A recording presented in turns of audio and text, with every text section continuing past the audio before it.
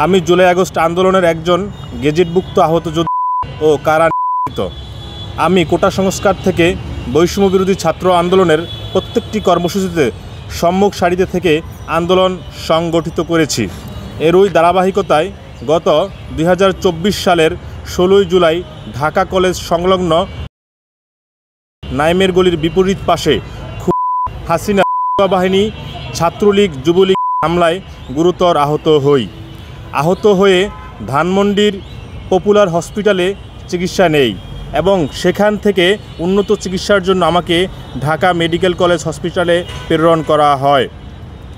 অতঃপর 29 July Mirpur metro rail স্টেশনের নিচ থেকে পুলিশ আমাকে গ্রেফতার করে মিরপুর মডেল থানায় প্রেরণ করে।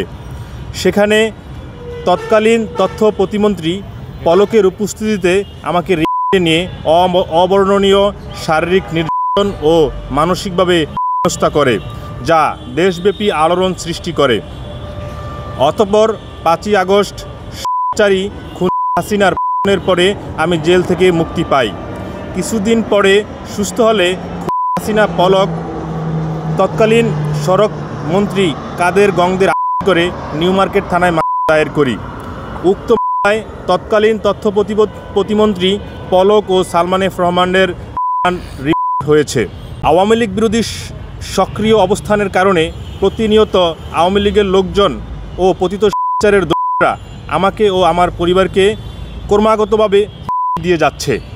উল্লেখ্য যে জুলাই অভ্যুত্থানের পূর্বে আমার কোনো রাজনৈতিক সংশ্লিষ্টতা ছিল না, তবে আমি সব সময় ফ্যাসিবাদ বিরোধী বিভিন্ন কর্মকাণ্ডে সক্রিয়ভাবে অংশগ্রহণ করেছি। কিন্তু অত্যন্ত দুঃখজনক বিষয়, আমাকে ছাত্রলীগ ট্যাগ দিয়ে খুনি আসাদুজ্জামান খান কামাল কাদের গংদের সঙ্গে মিরপুর মডেল থানায় একটি হত্যা মামলা করা হয়েছে। এটি সম্পূর্ণ মিথ্যা, বানোয়াট ও উদ্দেশ্য প্রণোদিত মামলা, যা জুলাই অভ্যুত্থানের সঙ্গে সুস্পষ্ট হঠকারিতা। আরও উল্লেখ করতে হয় যে শুধু আমাকেই না, আমার ফ্যাসিবাদ বিরোধী আন্দোলনের সহযোগীদেরও এই মামলায় আটক করা হয়েছে, যা অত্যন্ত বিব্রতকর ও লজ্জাজনক ঘটনা। এই ঘটনা জুলাই অভ্যুত্থানকে দেশবাসীর সামনে প্রশ্নবিদ্ধ করা হয়েছে।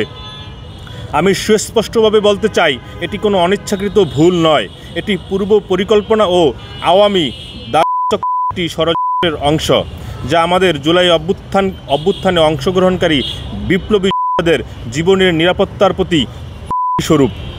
আমি দ্ব্যর্থহীনভাবে বলতে চাই, এই পরিকল্পনায় বাদীকে ব্যবহার করেছে একটি আওয়ামী পতিত সরকারের দোসর ও মামলা বাণিজ্যকারী কিছু কুলাঙ্গার। এই ঘটনাচক্র দেশবাসীর সামনে জুলাই অভ্যুত্থানকে হাস্যরসে পরিণত করেছে। এতে আমি অন্তর্বর্তী সরকারে থাকা সুশীল উপদেষ্টা এবং চিফ মেট্রোপলিটন ম্যাজিস্ট্রেট আদালতের আওয়ামী জজ, প্রশাসনে থাকা আওয়ামী লীগের সুস্পষ্ট মদদে জুলাইদের বিরুদ্ধে গভীর ষড়যন্ত্রের আভাস পাচ্ছি।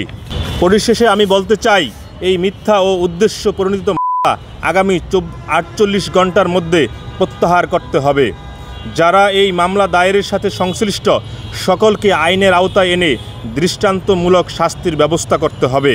আগামী 48 ঘন্টার মধ্যে মিথ্যা ও উদ্দেশ্য প্রণোদিত বানোয়াট মামলা বাতিল করতে হবে। মামলার সাথে জড়িত বাদী, উকিল, বিচারক এবং যেসব ব্যক্তি অন্যায়ভাবে এই মামলা সাজিয়েছেন তাদের সকলকে আইনের আওতায় এনে শাস্তির মুখোমুখি করতে হবে।